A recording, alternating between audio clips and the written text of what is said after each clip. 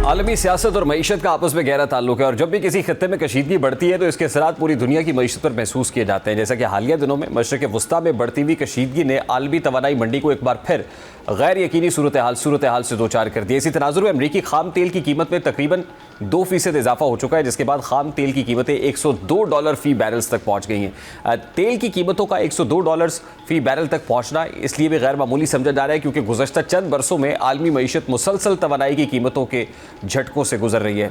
Corona वबा के बाद माशी बहाली, आलमी सप्लाई चेन के मसाइल और मुख्तलिफ खित्तों में सियासी तनाज़ात पहले ही तवानाई की मंडी को गैर मुस्तहकम कर चुके हैं। ऐसे में अगर एक बार फिर पेट्रोलियम मसनूआत की कीमतों का $100 की सतह तक पहुंच जाने का मतलब ये है कि दुनिया को महंगाई की एक नई लहर का सामना हो सकता है, क्योंकि तेल सिर्फ एक ईंधन नहीं बल्कि आलमी मईशत की बुनियादी ज़रूरत है, जिसके बाद बगैर जो ट्रांसपोर्ट है, सनत है और तिजारत का निज़ाम वो चल नहीं सकता है, क्योंकि आलमी सतह पर तेल की कीमतों में इजाफा सबसे पहले ट्रांसपोर्ट के अखराजात को मुतासर करता है।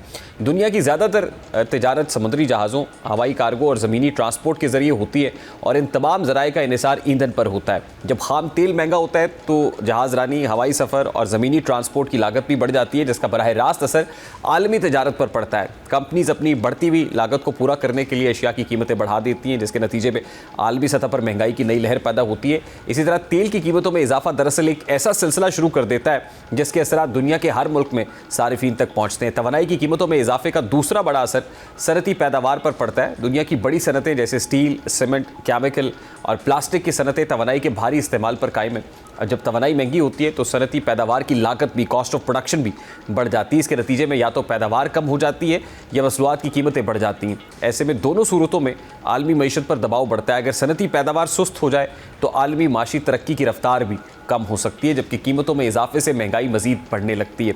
यही वजह है कि अक्सर माहिरीन मईशत तेल की कीमतों में अचानक इजाफे को आलमी मईशत के लिए एक बड़ा ख़तरा करार देते हैं। तेल की कीमतों में इजाफे के असरात मालियाती मंडियों पर भी पड़ते हैं।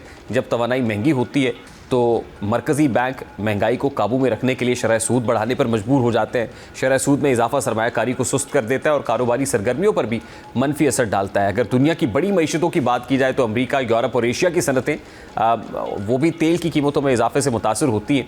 अमरीका को गो के ख़ुद भी तेल पैदा करता है, लेकिन आलमी मंडी में कीमतों के उतार चढ़ाव से वो भी महफूज नहीं है।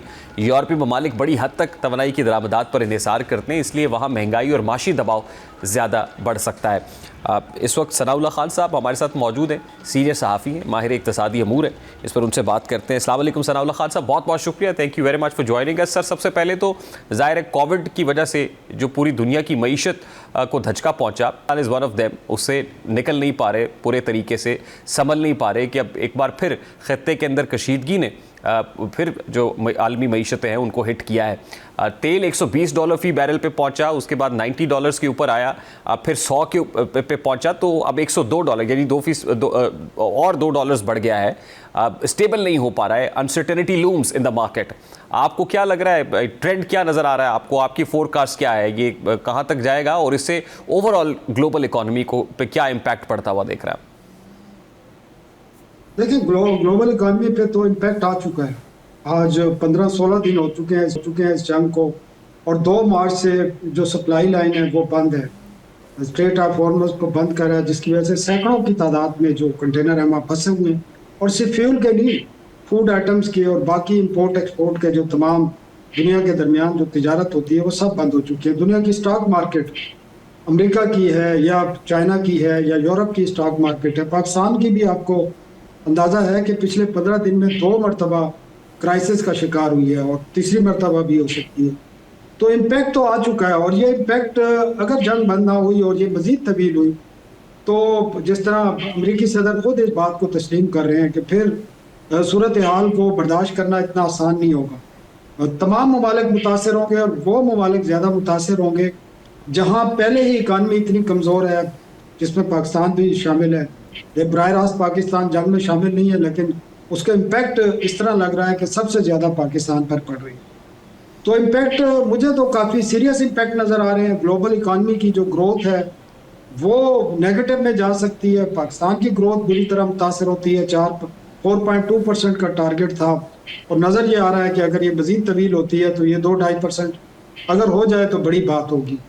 तो इम्पैक्ट नज़र आ रहा है सर, और ये अगर जंग बंद नहीं हुई तो मज़ीद गहरा होगा और इसके असरात जो गरीब ममालिक हैं, तरक्की पजीर ममालिक हैं, उन पर ज़्यादा पड़ेंगे और वहाँ पर पॉवर्टी भी बढ़ेगी, इन्फ्लेशन भी बढ़ेगी और उनकी जो करेंसी है वो डिस्टेबलाइज होगी, जो ज़्यादा ख़तरनाक बात है, जिसमें पाकिस्तान की भी, मैं इसलिए बार बार बात कर रहा हूँ कि हमारे नाजरीन पाकिस्तानी हैं, पाकिस्तान की करेंसी पर भी बड़ा प्रेशर आएगा और इसीलिए पाकिस्तान मुख्तलिफ जो सोर्सेज हैं, पहला सोर्स तो पाकिस्तान का सऊदी अरब है, हमेशा इस मुश्किल वक्त में जब भी मुश्किल वक्त आया है पाकिस्तान की मदद की है और अभी भी पाकिस्तान सऊदी अरब की तरफ देख रहा है, वहाँ से कोई इस किस्म की कोई इमदाद इनको कोई ऐसा पैकेज मिलने की बातचीत चल रही है जिससे पाकिस्तान के जो रिजर्व हैं, पाकिस्तान की करेंसी स्टेबलाइज रहे और पाकिस्तान के रिजर्व इतने हों कि पाकिस्तान ये जो शॉक आ रहे हैं ऑयल प्राइसेस के या आपकी ट्रेड के शॉक आएंगे या बाकी शॉक्स आएंगे, उसको ऑब्जर्व कर सकें।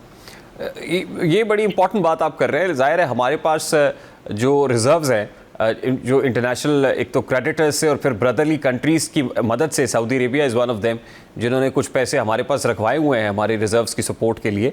लेकिन ज़ाहिर है मिडिल ईस्ट के अंदर भी प्रॉब्लम तो आएगा और अगर उनकी मईशत को भी धचका पहुंचता है तो हमें तो ये अनसर्टनिटी भी है कि कहीं वो रखवाए हुए पैसे जो स्टेट बैंक में पड़े हुए हैं वो वापस ना ले लें। अगर वो वापस गए तो फिर हमारा क्या होगा? यानी IMF प्रोग्राम और एक्सटर्नल जो बैलेंस है, पेमेंट सपोर्ट, ये सब तो अपनी जगह पे, लेकिन जो रिजर्व्स को संभाला मिला हुआ है ब्रदरली कंट्रीज़ की तरफ से, अगर उनकी इकोनॉमी भी हिट करती है और पैसे वापस मांग लेते हैं तो फिर हम क्या अरेंजमेंट करेंगे?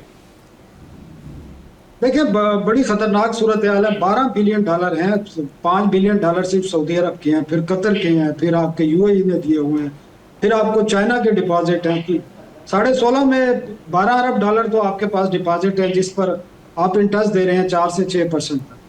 अब पाकिस्तान नए अरेंजमेंट की तरफ बात कर रहा है और जो सबसे खतरनाक बात है, पाकिस्तान को जो $40 बिलियन रेमिटेंसेज आते हैं ओवरसीज पाकिस्तानी की तरफ से, वो मोस्टली पैसे, क्योंकि पाकिस्तान के तकरीबन 5 मिलियन के करीब जो पाकिस्तानी हैं वो मिडल ईस्ट में रहते हैं, जिसमें सऊदी अरब में 27-28 लाख हैं, फिर UAE है, फिर कुवैत है, कतर है, बहरीन है, तो यहाँ से बहुत पैसे आते हैं पाकिस्तान को। अब इन ममालिक पर अटैक हो रहे हैं, यहाँ पर बिजनेस एक्टिविटी नहीं है, बंद है, रेमिटेंसेस की जो आने की रफ्तार है वो स्लो हो चुकी है, फिर आपकी जो एक्सपोर्ट है वो बुरी तरह मुतासिर हो रही है। FDI कोई G2G पाकिस्तान की उम्मीद बनी थी वो रुक गई है सारी की सारी। और पाकिस्तान का जो अगला है वो आपने जब आपका ऑयल इंपोर्ट कर, खान साहब हमारे साथ मौजूद थे, बड़ी इंपॉर्टेंट बात कर रहे हैं। रेमिटेंसेस कम होंगी, FDIs वैसे ही नहीं है, गवर्नमेंट टू गवर्नमेंट भी नहीं है, तो फिर जाहिर है जो करंट अकाउंट डेफिसिट और ट्रेड डेफिसिट जैसी सिचुएशन का भी हमें सामना करना पड़ सकता है। एंड फॉर दैट मैटर हमें डॉलर्स चाहिए, जो डॉलर सिस्टम में मौजूद है। सबसे पहले तो उनको सिक्योर करने की ज़रूरत है, क्योंकि अगर वो सिक्योर रहेंगे तो फिर करंट अकाउंट डेफिसिट जो है उससे बचा भी जा सकता है।